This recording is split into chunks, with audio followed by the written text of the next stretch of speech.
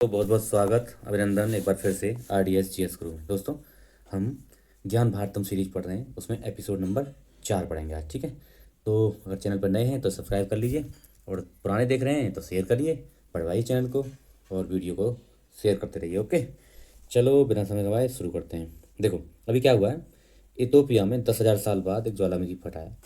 उसका गुब्बार राजस्थान होते हुए, मतलब ये यमन राजस्थान होते हुए और नॉर्थ इंडिया में पहुंच गया है। तो उसी के बारे में खबर है। क्या है, इथोपिया की धूल और राख 4500 किलोमीटर दूर भारत पहुंची, कई उड़ानें रद्द हो गई हैं। क्या हुआ मामला, देखो इथोपिया, नाम क्या है इसका, हेली गुब्बी ज्वालामुखी है। अब ये थोड़ा, अगर कोई एग्जाम दे रहे हैं तो उसके लिए इंपॉर्टेंट है। अच्छा, 10,000 साल बाद इसमें विस्फोट हुआ है। ये इसकी जो राख, धूल, सल्फर डाइऑक्साइड, गुब्बार करीब 45,000 फीट की ऊंचाई पर पहुंच गया है। और भैया 4500 किलोमीटर की दूरी तय करके भारत पहुंच गया। कैसे पहुंचा है, 23 नवंबर को यमन पहुंचा। उसके बाद 24 नवंबर को ओमान पहुंचा। यमन, इथोपिया से यमन गया, यमन से ओमान गया, और ओमान से ये दिल्ली आ गया है। ठीक है, इधर यहाँ गुजरात राजस्थान होते हुए 24 को राजस्थान होते हुए, और ये 25 तक दिल्ली पहुंच गया है। ठीक है, तो चलो ठीक है, ये पहुंच गया है। तो इससे क्या प्रभाव पड़ेगा वो थोड़ा देख लेते हैं। तापमान में होगी मामूली बढ़ोतरी। देखो महापात्रा, जो हमारे WMO के निदेशक हैं ना, वो कहते हैं कि राख के असर के कारण धुंधला बादलों वाला आसमान दिख सकता है। इसका असर कुछ घंटों तक रहेगा। इसके असर के कारण शहरों के तापमान में मामूली बढ़ोतरी हो जाएगी, टेम्परेचर थोड़ा बढ़ जाएगा, ठंडी कम हो जाएगी, मतलब ये। अच्छा, दिन भर चर्चा रही लेकिन प्रदूषण नहीं बढ़ा। इसका मतलब क्या है, विशेषकर वायु प्रदूषण की अधिक चर्चा रही। दिल्ली, NCR, पंजाब के लोगों को आशंका थी कि इससे प्रदूषण बढ़ेगा। हालांकि इसका AQI पर कोई असर नहीं पड़ा है, अच्छी बात रही है। ओके, अब थोड़ा और देखते हैं इसके बारे में। इथोपिया से भारत के कैसे पहुंचा ज्वालामुखी भाई, ये राख कैसे पहुंची, 4500 किलोमीटर थोड़ी बात है यार, 4500 किलोमीटर पहुंची है। देखो 10,000 वर्षों में पहली बार इथोपिया में हेली गुब्बी ज्वालामुखी निकला। राख एक विशाल बादल भारत पहुंच चुका है। इससे आसमान धुंधला हो गया और कई उड़ानें व्यवधान हो गई। क्यों होती हैं वो भी बताएंगे। इंडिया मेटा स्काई वेदर के अनुसार यह गुब्बार 15,000 से 45,000 की फीट की ऊंचाई पर वायुमंडल में तेज हवाओं, यानी 100 से 120 किलोमीटर प्रति घंटा में फैला हुआ है। अच्छा, इतनी तेज इसलिए पहुंच गया, इतनी स्पीड से चल रहा है, 100 से 120 किलोमीटर प्रति घंटा की रफ्तार से ये चल रहा है। ऐसे नॉर्थवर्ड चल रहा है, ऐसे, है ना।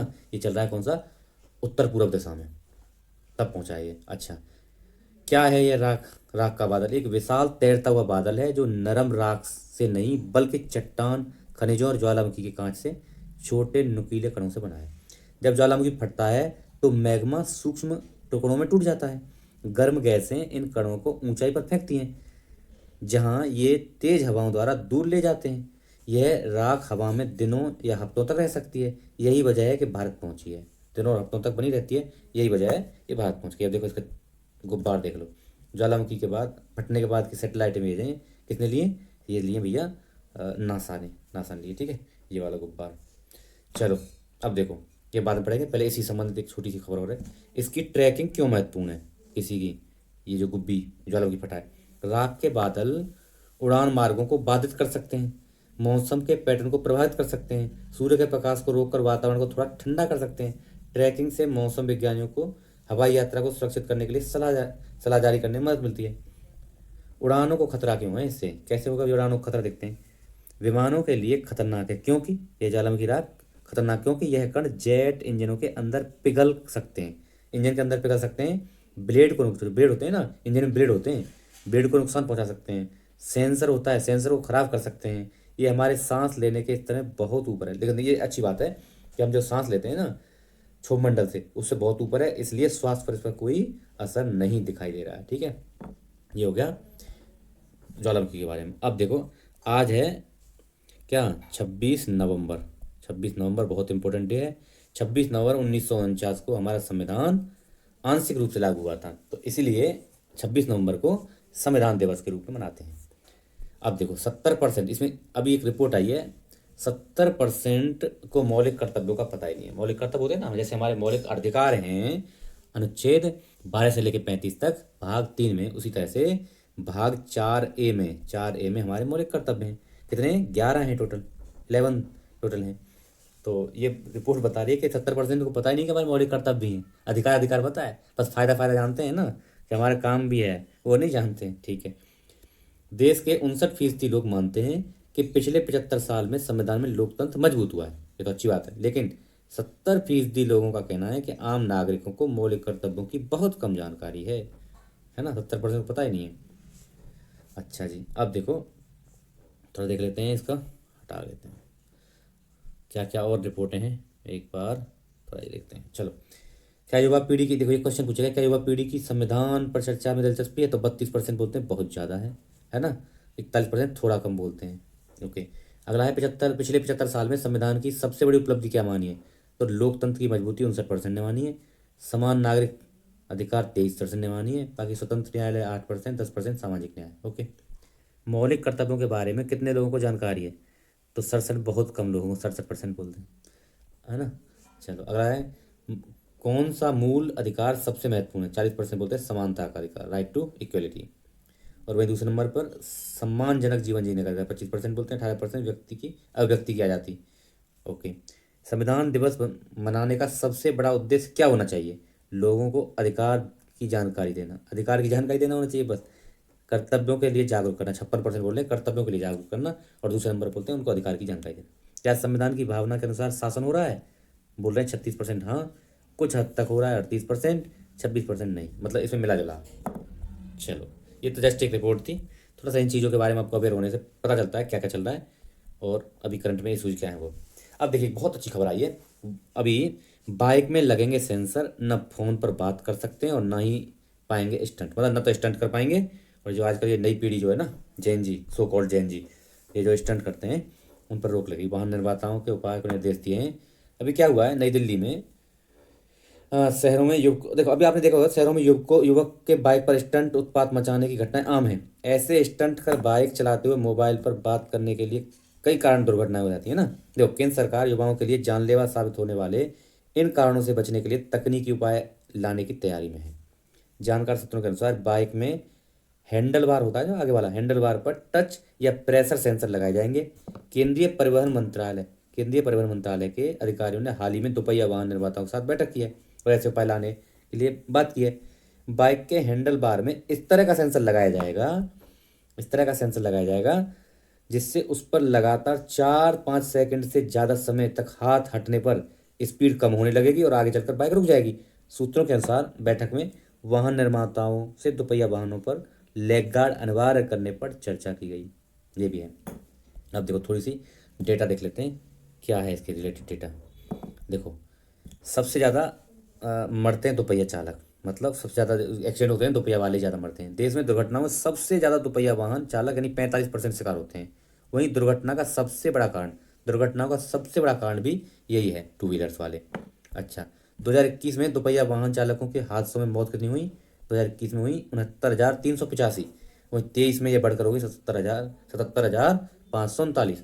दोपहिया वाहन के कारण दुर्घटना में मौतें, ये 2023 में 48,181, मतलब बहुत ज़्यादा इंपॉर्टेंट है ऐसी चीज़ें लाना।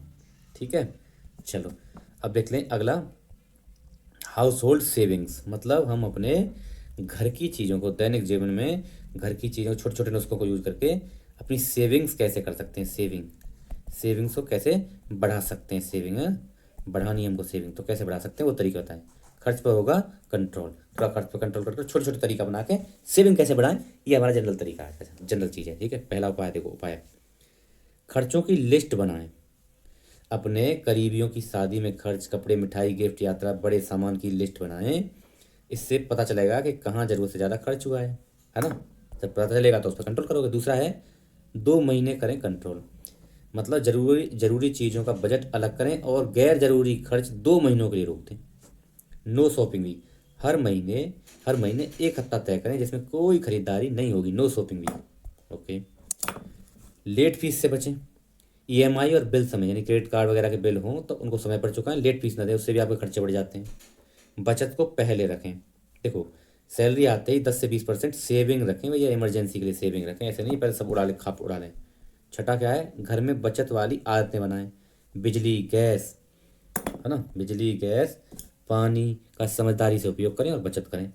पुराने सामान बेच दें, जो ऐसे सामान हैं जिनसे कुछ इनकम हो सकती है और वो बेकार पड़े सामान को OLX या कबाड़ी को बेचकर पैसे इकट्ठे कर लें। छोटे गोल बनाएं, हर महीने 1,500 से 2,000 बचाने से 3 महीने में इमरजेंसी फंड बन जाता है भैया। यानी कि छोटे छोटे गोल बनाएं, बचत के छोटे छोटे गोल। अब देख, एक बहुत इंपॉर्टेंट है 50-30-20 फार्मूला अपना। ये क्या है, इसको थोड़ा सा दूसरे कलर से लेता हूँ ना। 50-30-20 फार्मूला ये वाला क्या है भैया? ये 50% जरूरी खर्चे, 30% चाहतों पर और 20% की बचत और निवेश रखें। मतलब ये चीज़ वाला होता है। 50% जरूरी खर्च में करें, 30% अपने यूज की चीज़ों पे और 20% बचत जरूर करें। अच्छा, परिवार में क्या है, मिलकर बजट प्लान करें।